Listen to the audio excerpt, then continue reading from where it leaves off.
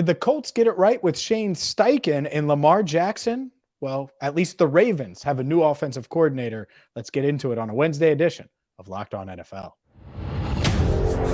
You are Locked On NFL, your daily NFL podcast.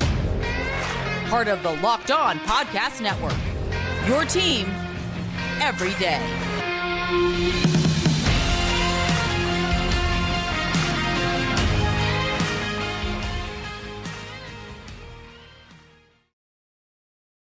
Hi again, and welcome in to another edition of Locked On NFL. He's Tony Wiggins. I'm James Rapien, and we have a ton to get to on today's show. Today's show brought to you by Ultimate Football GM because, well, it's NFL offseason, and guess what? I'm sure you've dreamed about being a GM. Well, now you can download the game by visiting ultimate-gm.com, and this game is definitely for you because you're going to be able to make all the moves that we're going to speculate about over the next few months. To download the game, just visit ultimate-gm.com or look it up in the App Store. Our listeners get a 100% free boost to their franchise when using promo code LOCKEDON in all capitals in the game. And Tony, let's dive right in. And by the way, thank you so much for making us your first listen, whether it's on YouTube or wherever you get your podcast.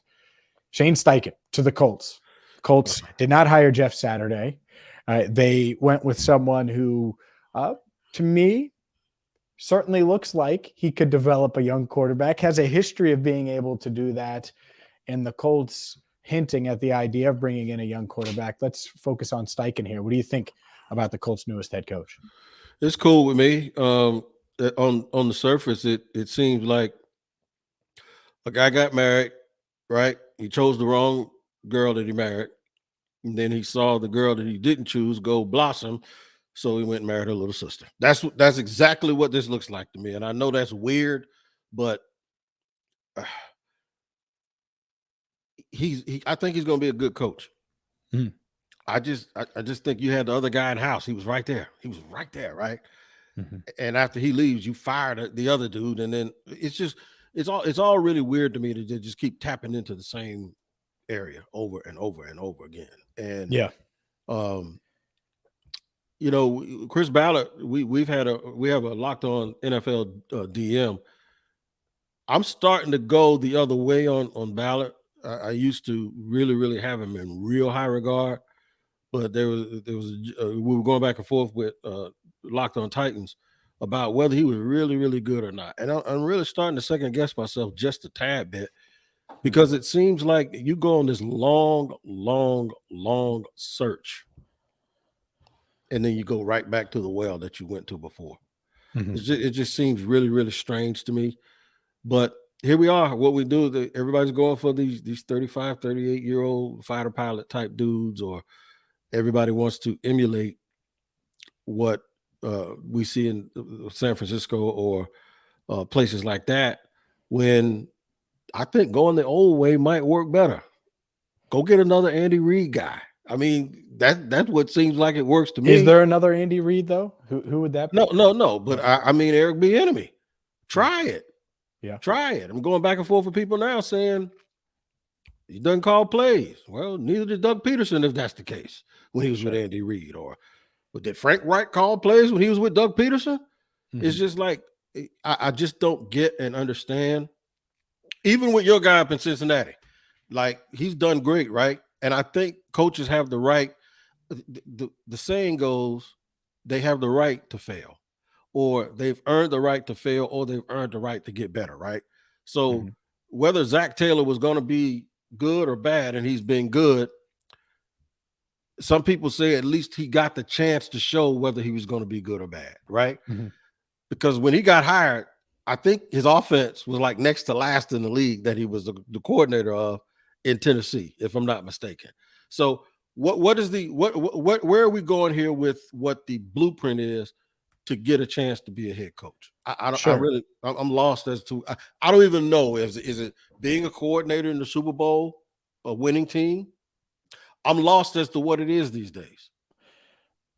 There's a lot there. One, Chris Ballard, I think, is in a tough position. I don't know if it's him. All I know is Jim Irsay is not someone I would be loving the idea of working for, because I think he shoots from the hip a ton, makes quick decisions. And the reality is, I'm not sure there was anyone that they would bring in where I would look at it and say, oh, that's a clear upgrade from Frank Reich. Right. I'm really not sure. Uh-huh. And it's not his fault that this organization continues to whiff on franchise quarterbacks and in these veteran guys that they kept taking risks on. And so he ends up in Carolina. And so with Steichen, I think it's pretty simple. And Irsay hinted at it, which whatever, the writing's on the wall, but he did tip his hand a little bit, I think, when talking on Tuesday about the fact that they need to get a young quarterback. Well, yeah, absolutely. You're picking fourth. This is the chance. If you're the Colts, this is your chance.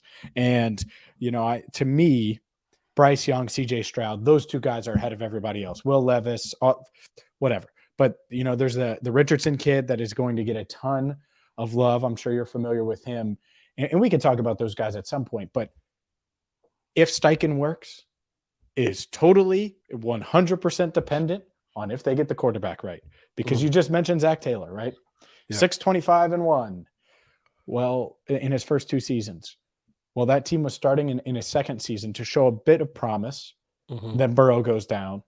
Year 3, Burrow's healthy for a full year. What happens? They win. Next year, oh, it's a fluke.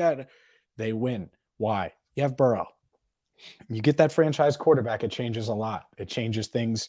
If you're Frank Reich, it changes things. If you're an old guy, Marvin Lewis, which, he was here in Cincinnati. Well, yeah. Andy Dalton was okay, but then there was a ceiling to what Andy Dalton had. If Marvin had Joe Burrow, well, he might still be here. And that's the part of it. When it comes to this, there's going to be coaching grades all across the country on different guys. And the way I look at it, do you have the quarterback right? Especially if you're one of these young offensive-minded coaches like you mentioned, because that is the trend. Like it or not, that's it. And the other part, you mentioned Eric Bieniemy. I agree. I think he needs to get out of Kansas City for whatever reason. He is not – either he hasn't interviewed well or they don't trust what he's done behind Andy Reid for whatever reason. Right? Yep.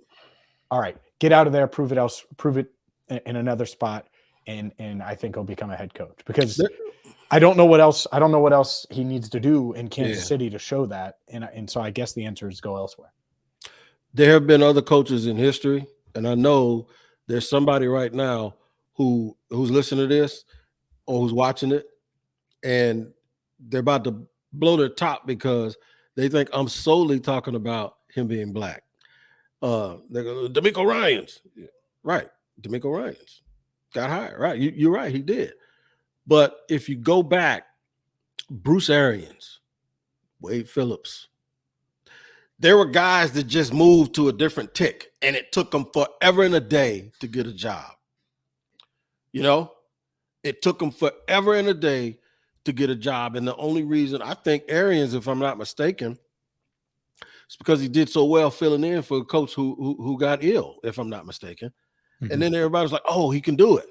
So I just think anybody that moves just a little differently, or they have a hard time, people have a hard time getting to him because they're so interested in copycatting what everyone else is doing. And they're trying to find the next that guy. And I think it's just super, super lazy. And it's really, really lazy when you take forever and a day to find the guy. If you're going to do the obvious, you could have done that in 2 weeks. Yep. I think that's the point that I'm making. The point that I'm making is these hires, if you put them all on a family picture, they all look alike. And I'm not talking about skin color. I'm talking about mannerisms, their thought process, and all of that. Well, who's competing against these folks? Find the guy that's a little bit different from everybody else, or find lightning in a bottle, and don't be afraid. I'll give Detroit credit. Detroit hired Matt Patricia when Matt Patricia didn't look anything or act anything like a coach. And granted, he failed, but at least if you're going to try, you go get a guy who had come from a winner, and you try to see if he can get it done on his own. Too many times these dudes are just going back to the same old formula. And for me, it just gets a little bit boring, and you see why so many teams don't get it right. We have some breaking news, Tony. Uh-oh. And I'm going to get to some breaking coaching news. We'll do that next on a Wednesday edition of Locked On NFL. Ultimate Football GM is the absolute truth. Ultimate Pro Football GM. I played it on the plane on my trip back from Jamaica. And let me tell you something, man. I had an absolute blast. I got fired, by the way. I got fired because I did not budget the team's money correctly. You didn't budget the team's money. You're going to do all of that? Yeah, because what Ultimate Football GM is, it's the game that you can play offline in airplane mode anytime, any place on your device, and you're responsible for controlling the destiny of your franchise by hiring the right coaches and coordinators, trading players, navigating your franchise through free agency, even facilities. You get a chance to do all of that, and we're sitting here talking about it right now. Hiring and firing coaches, that is also your responsibility. Locked On NFL listeners get a 100% free boost to their franchise when using the promo code Locked On in all caps. You go to the game store and you can use the promo code Locked On in all caps, and you're going to get that 100% free boost. That's Locked On in all caps. To download the game, just visit ultimate-gm.com or look it up on the app stores. That's ultimate-gm.com. Ultimate Football GM is the absolute best thing that could have happened to me over this weekend, and it can be the best thing that happened to you too. Go ahead and get Ultimate Football GM today. Locked On NFL rolls on, and we have some breaking news as we record. It's a Wednesday edition. It is Tuesday as we record this, though, Tony. And guess what? All 32 NFL head coaching jobs have now been filled. Ian Rapoport, the first to report that Jonathan Gannon is going to be the next head coach of the Arizona Cardinals. He stayed around in Arizona following Super Bowl 57, met with the team yesterday, met again on Tuesday, and boom, he's the next head coach, the successor to Cliff Kingsbury. Your instant reaction, because I'm not sure you saw this news. That's the fun part about breaking news on the pod. Your instant reaction to this news. It's cool that he got a shot to do it. He did have the number one defense in the league, and they did go to the Super Bowl. And quite frankly, it was a 35-35 game with 5 seconds to go. So anything could have happened. And the difference between him being a Super Bowl champion and not, it was a difference of 5 seconds. So I just sat here and talked about guys getting a job when you don't know what the actual qualifications in their background is. They were the number one team in the league. I know my man Alex Clancy probably doesn't like it. I'm not going to judge the hiring off one game. But I will tell you this. There were some tells all season long. When they played the Jaguars, there were plays the Jaguars ran. The Eagles ran the same plays and got touchdowns off of them. The other tell was the Chiefs. You mean the Chiefs? Yeah, the Chiefs. They couldn't stop the run against the Washington Commanders this year, and that's why they went out and signed Linval Joseph and Ndamukong Suh 2 days later. Well, they couldn't stop the run again in the Super Bowl. Because you add those two guys with Hargrove, Fletcher Cox, and Jordan Davis. You just wonder why you couldn't get this scheme to work at the critical time. So they played well all year, but teams are always going to be judged on how they play that one game and the game that matters the most. But good luck to him. Hopefully it works out. Yeah, it's an interesting hire. Look, it's one of those things where going with a defensive mind in that job, especially someone that I don't know, right? I don't know how he's going to be able to manage egos, manage a, for lack of a better term, diva-like quarterback in Kyler Murray. Just a lot of question marks. And it was down to Gannon and Lou Anarumo, the Bengals defensive coordinator. Obviously, I cover the Bengals, talk about them daily. I know Lou. He's been on Locked On Bengals. And I'll tell you this, the Bengals are ecstatic that Lou Anarumo's back. And at the same time, I don't know how well either one would have done as head coach of the Cardinals. Now, we'll figure it out with Jonathan Gannon. But I didn't love the fit for either guy. Mm-hmm. And what you do for the offensive coordinator spot is as big of a move as you're going to make, because that is going to if you're paying a quarterback like you're paying Kyler Murray, there is no rebuild. They have to retool on the fly and go. You're paying Kyler a lot of money. He's coming back from that ACL surgery. It's a lot. It's a lot to take in. digest and somehow come out of the other side with a team that's at least a playoff contender. I think that would be their goal, and we'll see if they can do that. But a lot of question marks in Arizona. It's a tough job, Tony. It's a tough job, and so they clearly went with Gannon and had their sights set on Gannon because of how quickly they moved after a 36-day search. And that's what it's been, is a 36-day search. And then they end up landing on a defensive coordinator that didn't get to talk to their new GM, Monty Ossenfort, until on Monday after the Super Bowl. I like Monty Ossenfort. I'll tell you that. So they say every GM or prospective GM walks around with a paper napkin stuffed in his pocket that has 5 names written on it. Like, if I get a job, or if this job ever comes open, or if I get the green light to fire the guy, that I'll pull this out. And I know. So I'm not going to sit here and say that Monty Ossenfort doesn't have this history or didn't have that napkin stuff. And like, they didn't already know that this guy was going to, that Gannon was going to come down the pike somewhere, and maybe those worlds would go together. But it just goes back to exactly what I said. Fans look at it, and some media people sometimes look at it. Okay, let me see what he tangibly done. If I look back at your guy, Anarumo, and I'm joking when I call him your guy, it's the Bengals. If I really want to look at a guy who consistently over the years has played the world champions super, super tough, not just this year, the year before, last 3 or 4 games, it has been, then I'm like, why would I not hire Anarumo? What I think sometimes that we miss out on is a person's experience from the organization that he was in, and what did he learn about supervision? How was he supervised, and what did we learn, and what do we think he was able to extract from how he was supervised, and what type of leader that's going to make him? Sometimes we make this too much about play calling and one singular performance, as opposed to making it about the entire structure and what he brings to an organization, who he's been under, all the boxes being checked from supervision. Because a lot of these guys don't fail because they're not good play callers. A lot of them fail because they're not good leaders and supervisors. It's a good point. And I don't know which way you go there. As far as that's concerned, which way I would lean.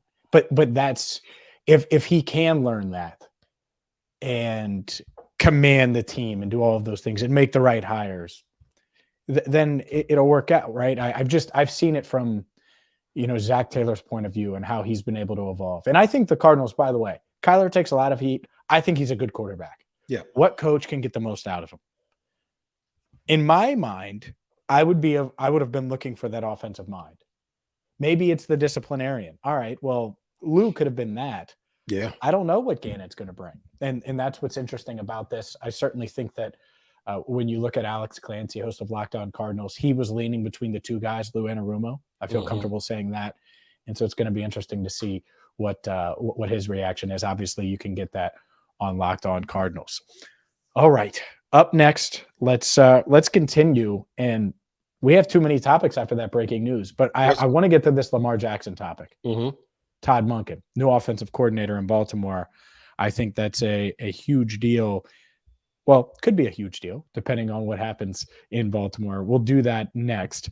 But today's show is brought to you by FanDuel. The midway of the NBA season, has come and gone, and it's the perfect time to download FanDuel, America's #1 sports book, because new customers get a no-sweat first bet up to $1,000. That's bonus bets back if your first bet doesn't win. Just download the FanDuel Sportsbook app. It's safe, secure, and super easy to use. Plus, FanDuel even lets you combine your bets for a bigger chance at a bigger payout, and with a same-game parlay as well. So whether it's parlays, spreads, money lines, prop bets, FanDuel has you covered. So don't miss the chance to get your no-sweat first bet up to $1,000 in bonus bets when you go to FanDuel.com/lockedon. That's FanDuel.com/lockedon to learn more. Make every moment more with FanDuel, an official sports betting partner of the NBA. All right, rolling along here on Locked On NFL on a Wednesday. By the way, man, I got to let y'all know, I'm looking at our Locked On NFL DM. the guys from Locked On Eagles are saying good riddance. So maybe that answers your question about.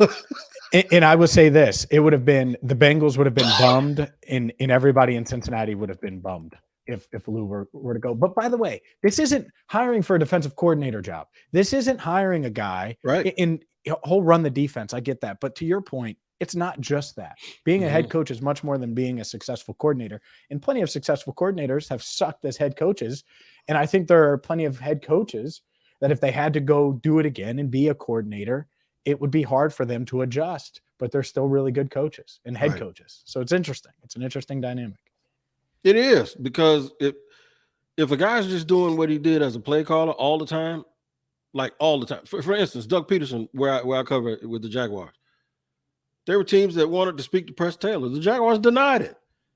If it was all just about Doug calling plays and Press Taylor wasn't very important, why would they deny him a chance to go get a job somewhere else?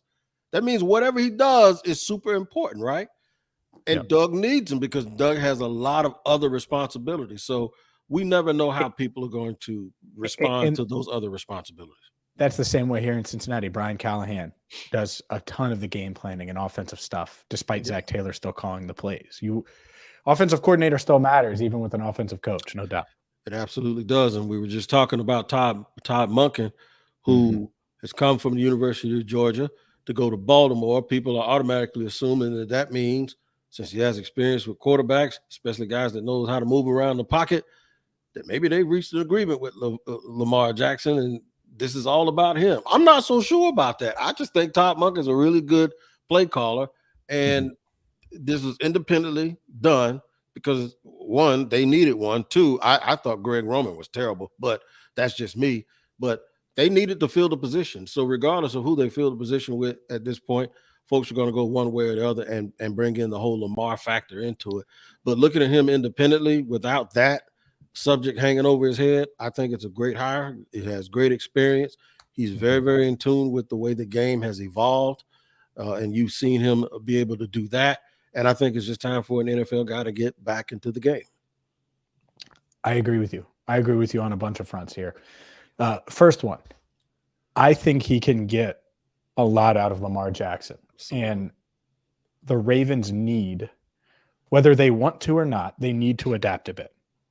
And that doesn't mean you can't still run the ball and be a run-heavy team. Guess who was a run-heavy team? The Eagles. They ran a lot.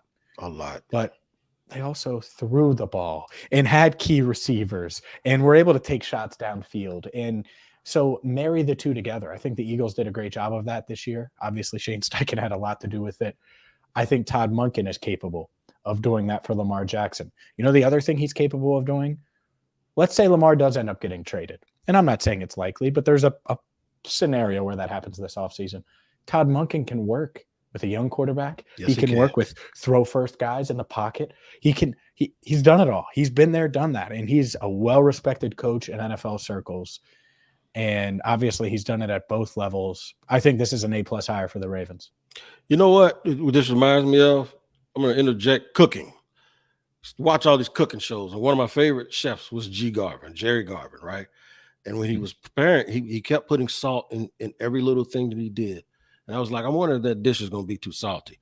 He said this, no, because everything that you put, every ingredient or every part of this dish has to have its own identity. That means that Todd Monken, whether they keep Lamar Jackson or not, Todd Monken, that offensive coordinator position has to have its own identity, right? Mm-hmm. This is what leadership is. And then now you take all of those things and you stretch those perspectives together, and hopefully you get a real good team. This myopic, okay, we got to build this around this one guy. We got to build it. That's one of my things I've always had with LeBron. It seems like people aren't brave enough to just put a real good team around him. They feel like all they have to do is just surround him with a bunch of guys that can stand in the corner and shoot 3-pointers. No. Build a basketball team. The dude is one of the most talented basketball players ever, IQ-wise and everything. Just put the damn team together like it's supposed to be put together, and he'll figure it out. You don't have to babysit him. So that's the thing. Todd Monken has his own identity, and I think it's a great move for the Baltimore Ravens. It's about time they did something right offensively. Yeah, they need to add some weapons now, because regardless of who's at quarterback, they need more weapons. We'll see if they do that. It is a weapons league. And with that, well, we're going to retire for now, but Locked On NFL isn't going anywhere. 5 times a week right here. Hit that subscribe button on YouTube. Make sure you follow wherever you get your podcasts. Man, a lot of coaching talk today, Tony. It was. It's officially off season, and the combine's just a few weeks away. We're going to have you covered every step of the way this off season. For Tony Wiggins, I'm James Rapien, signing off for now. Thank you so much for listening to Locked On NFL.